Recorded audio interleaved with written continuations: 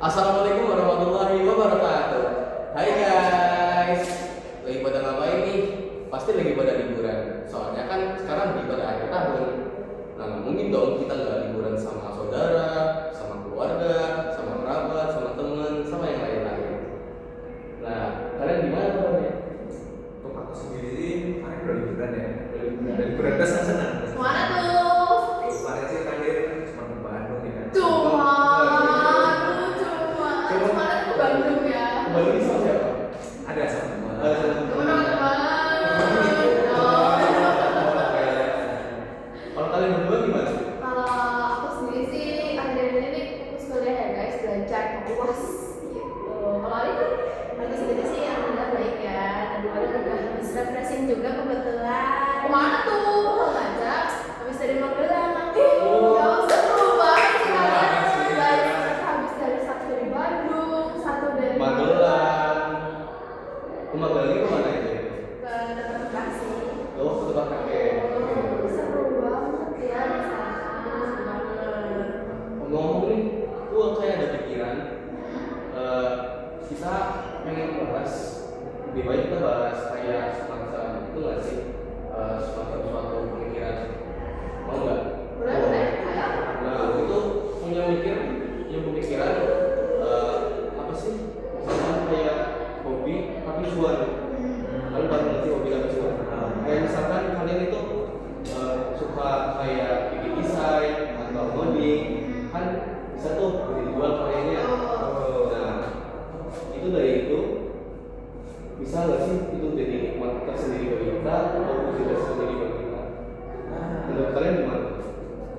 Sebenarnya tergantung orangnya ya guys. Ini bisa jadi nikmat, bisa jadi ujian. Tergantung gimana kita cara untuk menghadapi itu. Karena kan kalau dari aku pribadi itu adalah sebuah nikmat karena hobi kita itu bisa menghasilkan cuan guys. Uang. Siapa sih yang nggak mau uang di zaman Iya, kenapa? in this era guys yang serba mahal ini? Semua butuh uang. Kebahagiaan bisa dengan uang. Iya nggak sih guys?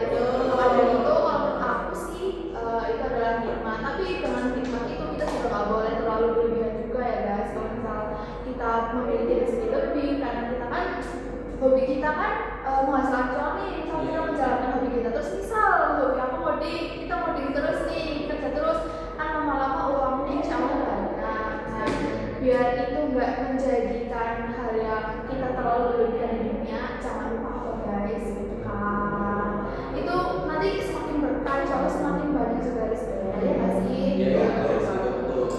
Nah, iya betul. Nah, kalau dari aku, menurut kalian kenapa sih banyak anak muda ingin hobi itu kayak jadi penghasilan gitu loh?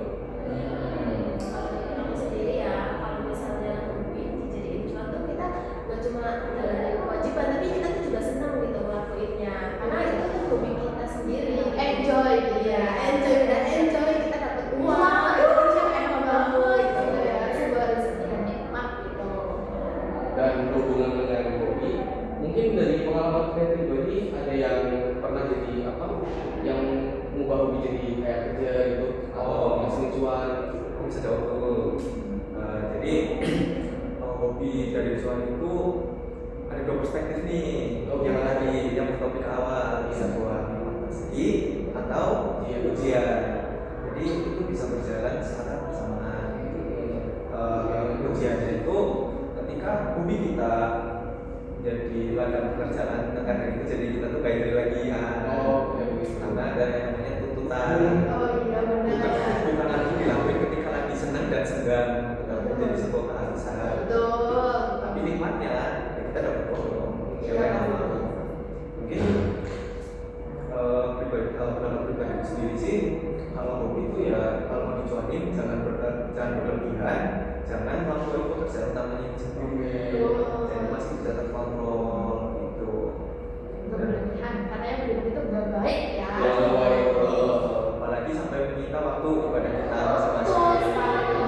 Kita jangan sampai lupa karena kita sudah dikasih nikmat yang banyak, jadi lupa sama yang memberi kita rezeki banyak. Betul, jangan sampai lupa guys, tentang ibadah guys. Ya. Nah, berhubungan dengan ibadah, misalkan kalau hobi kita bikin lalai ibadah, masih nggak sih di pantas di berkata lain? kalian? Dipertahani. Gimana itu? dengan kewajiban aku mengatakan itu tidak boleh ya, Tidak boleh. tidak boleh karena mau bagaimanapun kan yang memberi rezeki kita kan yang di atas ya, Allah Subhanahu wa Ta'ala. Masa ya kita sudah diberi rezeki banyak kok malah lupa sama yang sudah memberi gitu. Jadi itu nggak baik sih kalau menurut Baik. aku. Kalau dari kalian sendiri gimana? Kalau dari aku ya, harus mencari jalan tengahnya juga. Karena kan kalau misalkan itu udah berhubungan erat sama waktu susah ya, paham kan?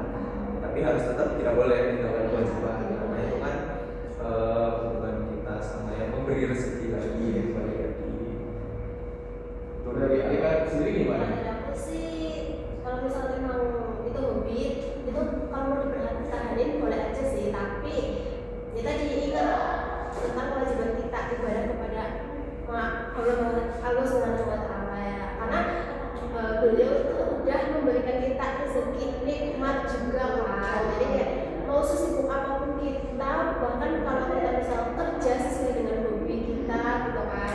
Seperti yang tadi dibilang kan, misal kalau misalnya udah kerja itu kan ada tuntutan. Nah kadang mungkin kita lalai ibadah kita gitu. Nah kalau bisa sih kita jangan lalai, mau sesibuk apapun kita harus sempatin untuk ibadah kita. Nah, aku kayak ini berhubungan dengan hobi yang kayak uang, itu kan banyak orang tuh yang kayak ikut judi atau judi online itu biar mereka itu dapetin uang. Nah, menurut kalian pendapat kalian itu gimana sih? Apa uang itu jadi berkah atau enggak? Bagaimana? Kalau dari judi sendiri kan dari namanya aja ya guys, judi aja juga udah nggak boleh ya. Apalagi mau di gimana pun tuh judi nggak akan sampai kapanpun nggak akan bisa halal dan uang itu akan tetap kapanpun mau kita sedekahin seberapa pun akan tetap haram karena kita hasilnya dan kita menghasilkan itu dari yang apa ya, judi itu kan memang nggak boleh kan, haram gitu. Jadi memang nggak bisa sih, itu nggak boleh. Kalau misalkan gini, kita itu bikin konten, tapi dapat cuan itu banyak, lumayan banyak, kayak 10 juta atau 15 juta. Terus tapi itu kayak konten itu kayak melanggar ada, terus juga misalkan pembuat konten itu kayak menggalakkan cara biar dapat uang gitu. Itu bagaimana? Menurut aku nggak boleh sih. Maksudnya kayak ya kontennya itu kan nggak sesuai adab ya, apalagi nggak sesuai sama ajaran mungkin gitu kan. Sebenarnya boleh-boleh aja sih bikin konten, tapi kalau misalnya nggak adab, misalnya bikin video porno gitu, tapi terus dapat cuan, menurut aku cuannya nggak halal sih kalau kayak gitu ya nggak sih. Betul, dan kalau konten itu kan ditonton kalayak ramai ya guys, bisa di publik gitu, itu bakalan kalau misal yang lihat anak-anak kecil kan dampaknya juga nggak baik ya, dan ke depannya karena kan anak masih polos kan belum tahu apa-apa ya guys. Kalau kita mungkin sudah bisa menyortir ini apakah baik atau apakah tidak gitu sih. Jadi kalau misal melanggar adab itu nggak bisa sih, nggak boleh gitu. Terus kalau dari kalian ada nggak sih yang pernah ikut via freelance gitu? Mungkin bisa diceritakan. Oh, aku ada. Jadi kita freelance ya, waktu itu tuh pas masih masa-masa kita PKL. Jadi satu vendor itu nawarin ke sebuah perusahaan buat ngerjain bikin website company profile pada saat itu. Itu lumayan seru tuh perjalanannya tuh dari awalnya partneran jadi level anak-anak kampus ini. Dari awalnya dari desain, terus proses slicing sampai akhirnya finishing tuh, sampai akhirnya jadi websitenya udah bisa diakses semua. Itu jadi awal yang seru sih, soalnya itu aku ngerjainnya benar-benar dari awal yang nggak bisa ngomong sama sekali. Itu jadi kayak ditekan-tekan terus bukan saling belajar. Pasti ada kendalanya sendiri juga, pasti ada. Deg-degan setiap hari. Tapi karena itu, karena tekanan itu kamu jadi bisa sampai Ya. di titik sekarang ya. Memang keren sih, keren banget. Luar biasa. Panutan ini. Terima kasih. Terus menurut kalian nih, misalkan kita punya banyak uang, tapi berkahnya itu nggak tahu. Itu menurut kalian gimana? Kita Sayang banget gak sih guys? Udah uangnya banyak, ya rezekinya lancar, tapi berkahnya nggak ada. Itu buat apa? Sayang Sia-sia banget.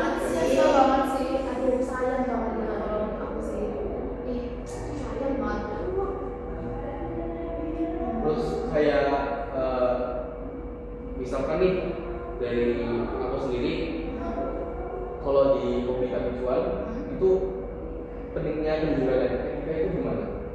Oh, itu penting sih, karena ada beberapa hal yang memang tadi tentang kejujuran itu, misalnya kayak kita gimana caranya kita tuh bisa berkoneksi dengan baik antara satu klien dengan beberapa klien lainnya. Karena kan misalkan hobi jual kan kayak tadi kan modding nih, misalnya di as a freelance bukan yang bekerja kantoran, itu kan kita gimana caranya menjaga koneksi kita yang baik dengan beberapa klien, karena klien kita kan nggak mesti cuma satu kan. Gimana caranya berkomunikasi dengan baik, terus jaga relasi, jaga komunikasi, terus misalkan ada kontrak ataupun pekerjaan ya dilaksanakan sesuai dengan ketentuan berlaku, jangan malah hilang gitu aja. Karena kan di dunia itu banyak tuh, kita ada yang perusahaan itu sendiri atau malah pekerjaan itu sendiri gitu. Jadi utamanya kita tuh jadi tidak apa ya, kurang dipercaya lah, kurang dipercaya kalau terjadi keamanan. Berhubungan tentang keamanan nih, menurut kalian misalkan nih kita itu kayak diberi amanah suatu pekerjaan itu mengatur, terus itu pentingnya niat dalam mengerjakan amanah tersebut itu gimana? Kalau masalah amanah gitu kan, kalau misal case-nya kerja kan, berarti kan kita sudah dipercaya oleh perusahaan, otomatis kita harus bisa amanah, kita harus bisa dipercaya, dan kita juga nggak boleh hilang-hilangan ya, karena perusahaan udah percaya ke kita, jadi kita harus bisa jaga itu. Karena kan kalau kayak gitu kan biasanya ada konsekuensinya kan, nah kita tuh harus hati-hati dengan itu nggak sih guys, kayak gitu. Terus kalau orang-orang nih ada orang yang mengatakan resep itu nggak selalu nominal, kalian itu setuju nggak guys? Setuju banget. Itu karena apa guys? Kalau aku ya, tadi apa? Rezeki tidak. Oh, rezeki tidak nominal ya. Rezeki tidak nominal, contohnya adalah sehat. Sehat itu yang pertama guys. Jangan sampai uang kerjaan keras kalian ya buat bayar rumah sakit. Betul banget itu. Jangan sampai cuma buat bayar rumah sakit. Ada orang kalau pribadi ya. Jadi juga guys bisa dieksplor ya. Jadi eksplor jadi rumah sakit ya. Terus apa ya? Pertemanan, keluarga itu juga sebuah rezeki sih. Kalau misal kita punya uang banyak, tapi kita nggak punya keluarga yang bisa mendukung kita, support kita, atau kita nggak punya teman juga, itu kan sedih nggak sih guys?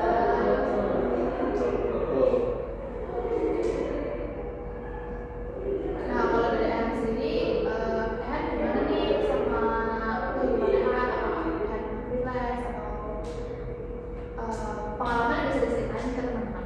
Kalau dari aku sendiri nih, aku itu dulu pernah PKL, semua itu udah dibayar. Ya, itu kayak PKL anak SMK. Nah, aku itu PKL di Jogja di PT perusahaan namanya itu Diginet Media. Nah, dia itu kayak instansi kayak yang biasanya itu bikin website terus kayak dijual ke pemerintah. Nah, aku tuh PKL di sana itu ditempatin kayak jadi front end developer gitu loh, kayak programming gitu. Nah, singkatnya kan 5 bulan tuh. Nah, aku juga dapat banyak pelajaran dari sana, kayak gimana sih serang ngoding yang benar, terus penataan codingnya gimana, terus kayak belajar ngetim baik dengan teman itu gimana, dan lain-lain kok. Pokoknya dari 5 bulan aku PKL itu kayak bisa dibilang aku dapat banyak pelajaran berharga gitu. Kalau dari kalian gimana? Aku Pengalaman pribadi mungkin? Aku pernah PKL di sini aja sih, di Purwokerto aja. Nah di situ aku kerja sebagai instalasi jaringan. Menurutku seru sih, karena kita tuh bisa coba banyak hal gitu. Kita jadi tahu gimana sih cara instalasi jaringan di gedung, di jalan itu kan ada tiang gitu. Instalasi tiang pun ada caranya gitu. Baru tahu ya, ada instalasi ya, kira dia tiang. Ada caranya. Seru sih walaupun nggak dibayar, dan ya capek juga sih pasti, panas. Tapi seru sih, kita tahu lebih banyak hal. Ya, at least walaupun gak dapet uangnya ya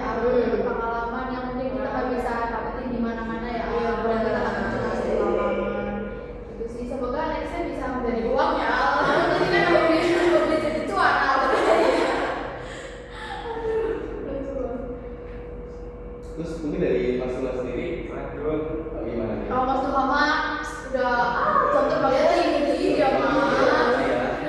Mau ngomongin yang mana dulu nih lumayan. Enggak juga yang bisa diomongin istilahnya. PKL yang satu PKL sih karena kita sama-sama ini kan baru langsung terjun nih di dunia akan beratah. Iya. Untuk ketimbang hard skill kayak modding dan instalasi dan hard skill lainnya, aku di situ yang paling seru tuh belajar tentang manajemen waktu. Oh, Ya kan, gimana caranya mengatur timeline, jadwal, deadline dan lain sebagainya. Terus bagaimana cara kita berkomunikasi di lingkungan kerja karena cara komunikasi kan beda kan sama gimana kita komunikasi sehari-hari lah, itu pasti. Terus ada yang namanya mungkin adaptasi tentang escape. Oh, iya benar. Karena di perusahaan kan nggak cuma yang seumuran, Seumuran, ya, ada yang lebih tua, senior ya. Senior. gitu. Itu sih yang seru ketimbang hard skill-nya ya. Gitu. Selain hard skill, soft skillnya juga terasah gitu ya. Oh dari kamu sendiri gimana? Dari kamu sendiri nih. Dulu nih, jawabnya Belum jawab ya. Kalau dari aku sendiri sih ya guys, dulu aku juga PKL juga, kebetulan aku juga SMK ya di jurusan lainnya atau perawatan.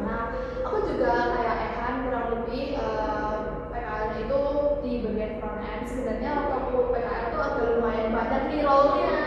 Iya, jadi aku bikin website iya, UI UX design juga iya, terus buat artikel juga iya. Jadi lumayan banyak ya pengalaman-pengalaman yang aku dapatkan gitu. Itu sih benar-benar berguna banget ya buat di dunia kuliah sekarang ini karena ibaratnya aku tuh tinggal melanjutkan apa yang sudah aku pelajari gitu. Aku juga kayak juga atau bukan juga kayak rumah kayak Alina juga gitu, kurang lebihnya itu sama gitu. Tapi ya aku setuju juga sih sama Mama, manajemen waktu itu penting banget karena aku tuh dikasih kerjaan kayak modding dan desain itu dalam satu waktu dan itu datanya lumayan dekat gitu kan.